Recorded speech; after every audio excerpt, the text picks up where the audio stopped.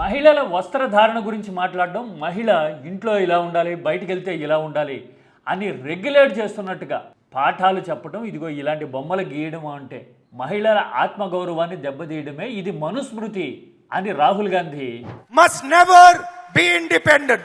This is a direct quote from the Manusmriti. ఇలా మాట్లాడడం చూసాం కదా. రాహుల్ మాట్లాడిన తీరు మీద బీజేపీ ఇస్తున్న కౌంటర్ చాలా ఆశ్చర్యంగా అనిపించింది చాలామందికి. చూడండి రామ్ మాధవ్ ఏమన్నారో. As far as we are concerned, we are guided by Indian Constitution. That is our Smriti today. అసలు మనుస్మృతి మీద ఆధారపడే మన రాజ్యాంగం నడుస్తూ ఉంది అని చెప్తూ ఉన్నారు కదా. అంటే రాహుల్ మాట్లాడుతున్న తీరు రాజ్యాంగ విరుద్ధం అని పరోక్షంగా రామ్ మాధవ్ చెప్తున్నట్ట.